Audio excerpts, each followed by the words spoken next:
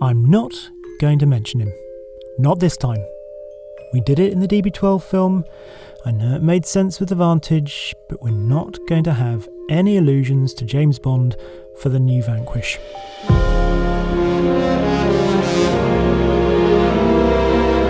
Oh, Scaramanga and Oddjob.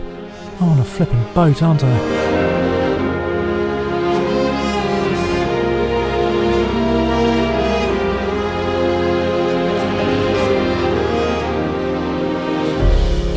Another day to live another fairy tale. It's another night to drink and then forget. Oh no, tomorrow won't wait around forever.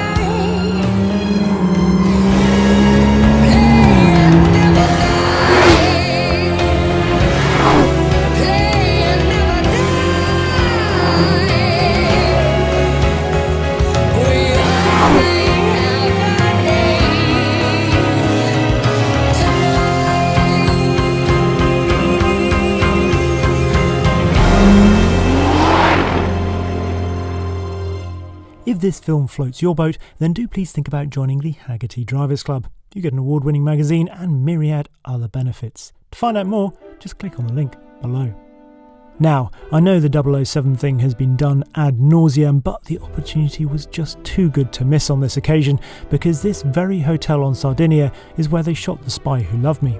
And while it's true that that film had a Lotus Esprit in it, not an Aston Martin, there is still a nice little nerdy link, because the stunt driving in that film was done by Lotus test driver Roger Becker, and his son Matt Becker was chief engineer at Aston Martin before Simon Newton took over. How's that for tenuous? Anyway, enough Roger Moore and Martinis, back to the Vanquish. What a handsome craft. Such lovely lines. The big question for me coming into this is just what was the Vanquish going to be? How was it going to differentiate itself from, I suppose, the Vantage, but more particularly the DB12? Obviously, this has got 12 cylinders up front, but how does that translate into the driving experience? And how does the rest of the car sort of characterise itself? The first thing to say is that this is a really, really good GT, arguably more of a GT than the DB12, in fact, which obviously said it was a super GT, but I think that's possibly more applicable to this actually. When you first get into it, the first mode that it starts up in is GT mode, and there's a lovely sort of fluidity to the way it goes down the road. The damping's excellent, these DTX dampers from Bilstein, which we'll come back to, but also this has the longer wheelbase. You can see that from the outside. I think visually, sort of particularly side on, you really notice what a long wheelbase this has got, and you feel that in the sort of the slightly long-legged gait that it has over bumps.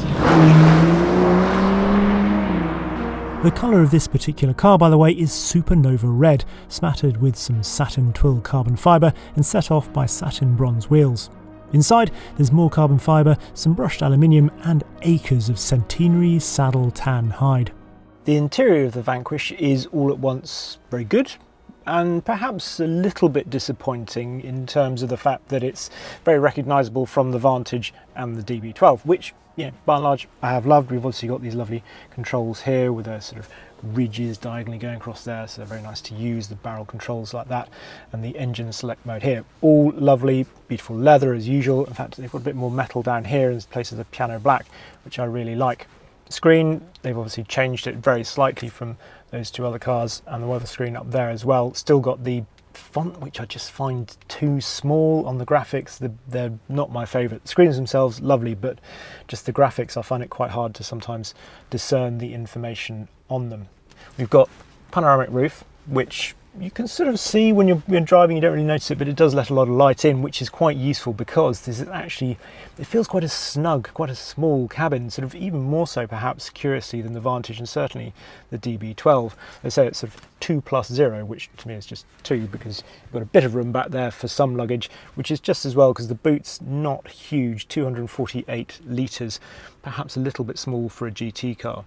Overall, It's a very nice place to be, and does sort of make actually a big car feel perhaps a bit smaller by being snug in here. It's not just the dimensions of the cabin that make the Vanquish feel more petite than it is though. That's also down to the steering. It really connects you to the car, and I've said it plenty of times before, really good steering makes the car shrink around you. This is not a small car. It's the best part of 5 metres long, over 2 metres wide, even with the mirrors folded in. Yet it's very easy to place.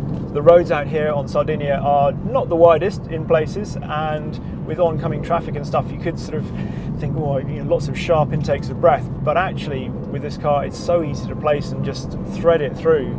And that, again, because it gives you the confidence through its steering, makes it a very relaxing GT sort of car to drive.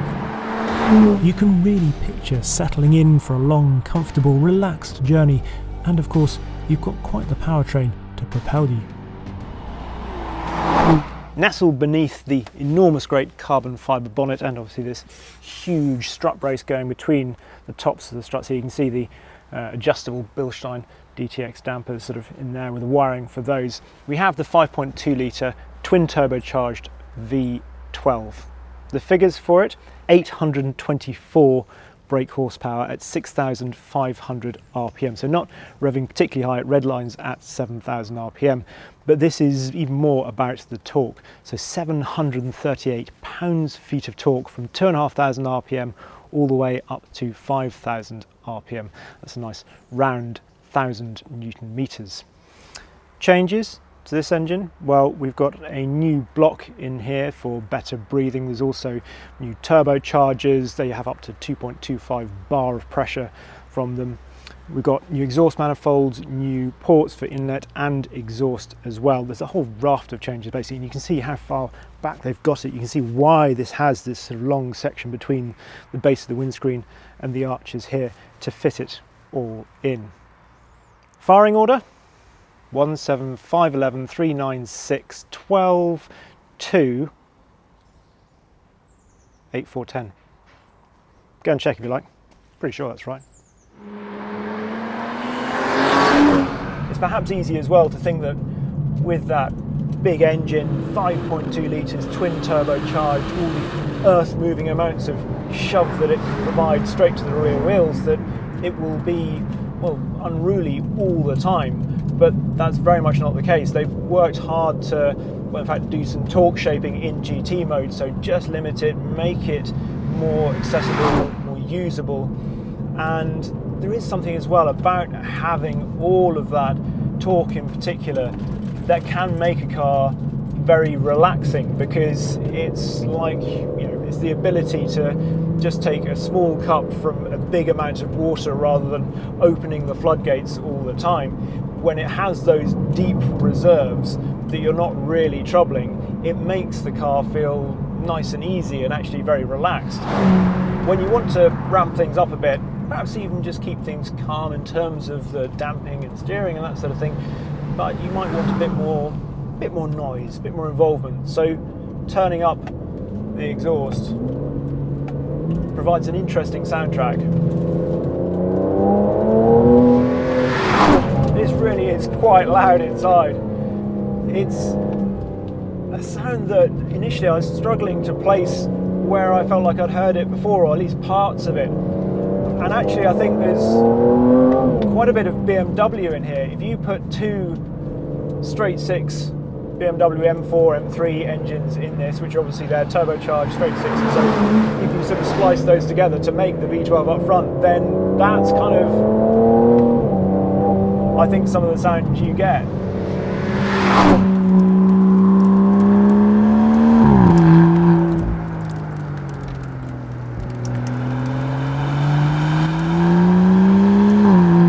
It's quite a baleful sound, this. It's not a sound that kind of makes the hairs on the back of my neck stand up, but it is definitely, it's got the volume there, and it's really interesting. It's definitely distinct from the turbocharged 4-litre V8 soundtrack of the Vantage and DB12, as is the power delivery. Aston's talked about retaining some of the boost in there to give a much more instant response.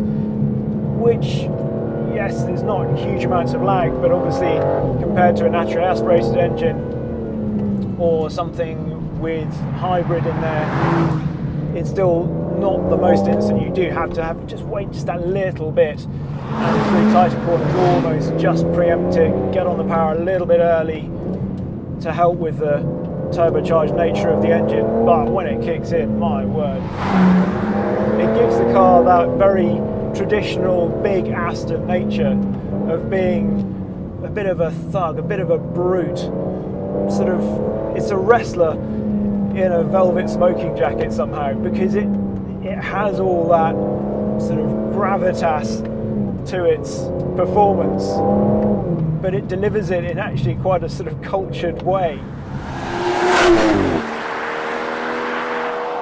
Or at least that's what I thought. If you want a visual representation of just how much grunt this new Vanquish has got, all you need to do is look at a road where it's been driven up with just some enthusiasm. Not ludicrously so, just with spirit. And you'll see that out of every hard acceleration point, the rear Pirellis have tattooed themselves very faintly on the tarmac. Also interestingly, Aston has actually switched from Michelin to Pirelli for this. I did ask them about why that change had been made, because they've made a big thing about going to Michelin being the first company to use, or as an OE, the Sport 5S tyre on the DV12, and then Michelin's again, that same tyre was on the Vantage. But they switched to Pirelli for this because it has very good longitudinal properties. So that was obviously a big thing with all the torque going to the tyres. They really wanted to have the traction, and they said also those tyres are very good at, they've got quite a good bit of inbuilt damping into them. So in terms of not translating so much NVH, I suppose, into the aluminium chassis, these are particularly good at that. And for the GT qualities of this, that's what they wanted. Importantly though, it is still a bespoke tyre to Aston Martin, as you can tell by the little AML letters on the sidewalls. The sizes, by the way, are 275/35 ZR21s at the front, and then at the back you've got 325/30 ZR21s laying down the rudimentary Banksies. That huge surge of torque is mighty. Actually, the brakes sometimes can feel a little like they're sort of struggling. They say 70-ish kilos, but that's a dry weight. It certainly does feel like a big car on the brakes sometimes. Not that they should be struggling, because we've got 410mm carbon ceramics. Weight distribution actually is very impressive. It's 51/49 front to rear, so it is well balanced, but it's a bit heavier. Nevertheless, it's really impressive. Things get even more dynamically impressive when you ramp up the settings, either individually or through the holistic Sport and Sport Plus modes that sharpen not only the drivetrain but also the steering and those Bilstein adaptive dampers. And it's really intriguing feeling, certainly initially, how it feels like the whole wheelbase becomes shorter. There's no rear wheel steer on this to sort of give you a sort of a virtual short wheelbase, so it's all done through the dampers, and it's very clever. The steering is pretty quick, it jinks into corners nicely. Then as you sort of add more lock and you get deeper into corners, then you feel that long wheelbase slightly more. But there's an agility to this that you probably then wouldn't have expected given the good GT qualities in this. Turn the ESP off and the mode selector encircling the start button lets you dial the traction control up and down through 9 stages. And when it does brake traction, well, it does so still in a sort of angry way, obviously because of the engine, but quite a civilised, cultured way. It's a very E-diff way of doing things, so it's very smooth in the way that it spins up. Again, not spiky at all. They've set the E-diff up on this really nicely, so it has that very distinctive E-diff sort of progression into and then out of the slides. You can always feel it sort of just helping you in, opening up a bit, so it sort of keeps everything nicely sort of just smooth. Things I'd change, I still feel, although the weighting on this is good, I do wish that Aston would consider keeping the hydraulically power assisted steering, because I think it'd just be nice, I think, for Aston as a small manufacturer, a bit like McLaren, to do that. It does add something back in. As you can tell, we've had, again, typically mixed weather. It seems wherever we go in the world, we always get mixed weather this year, but it has meant that I've tested it in all sorts of conditions, and it's remained really very smooth. It's not a spiky car in the corners and gives you confidence to really get on the throttle. It's smooth obviously as well because we've got the auto in here, so yes, I prefer a dual clutch system for outright sense of connection to the car, but in this it sort of suits the character, I think, with the turbocharged nature of the engine as well. At times when asked difficult questions under high load, the 8-speed auto did feel a little like it was at the limit of its capabilities, with the odd brutal upshift or refusal to downchange. But on the flip side, I also thought the mapping, when left to its own devices, did a very good job. Now, you can probably guess which car I'm principally comparing this new Vanquish to, and not just because we're on an Italian island. The big question that everybody wants to know, of course, is which is better, the Ferrari 12 Cilindri or the Aston Martin Vanquish? And of course I've driven both within a few weeks of each other. And it's a very interesting one, because in some ways they are of course very similar. Both cost just over £330,000, both have a V12 up front driving the rear wheels. The Ferrari 0 to 62 2.9, the Vanquish 3.3 seconds. The Ferrari 211 miles an hour, the Aston Martin Vanquish beats it this time with 214 miles an hour. It's very, very close in a lot of ways. But the big difference, I think, is the addition or lack of turbos, depending which one you're looking at, and you can tell through the torque figures. So the Ferrari, 500 pounds-feet of torque, it's 7,250 RPM. Compare that to what we know of the Vanquish, which is 738 pounds-feet at just 2,500 RPM, and that really tells you most of what you need to know. There's a difference in weight as well, so 560 kilos for the Ferrari, 774 for the Vanquish, and yes, you can feel perhaps a little bit of that in there as well. The looks really are as probably divisive as anything. You read the comments about the Ferrari and clearly people fall into one camp or the other. It's love or hate. Most people, I think, seem to love the Vanquish on the other hand. Really, at the end of the day, it very much is personal preference. Do you like that high revving, slightly more sort of responsive, agile, sort of flighty sort of nature of the Ferrari, or do you like that big groundswell of torque from the Aston Martin? They're different characters, both appealing in their own way. What I think can be said is that while Ferrari's 12 Cilindri doesn't feel like a huge advancement over the 812 Superfast, the Vanquish does feel like it's taken a decent step forward compared to its predecessor, the DBS Superleggera. Chassis-wise, this is a much more confidence-inspiring car to grab by the scruff of the neck and really drive, even with all this power and torque. It makes over 800 brake horsepower feel remarkably approachable. And it completes the family.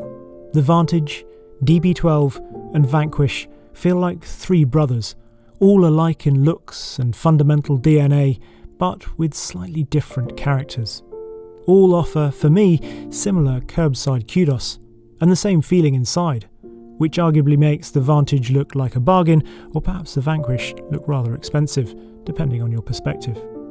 The Vantage is undoubtedly the most sporty. The DB12's biggest selling point is the 2+2 seating, and the Vanquish, well, it's the best GT, has the bragging rights of 4 extra cylinders, and yes, is probably the one that you know who would drive.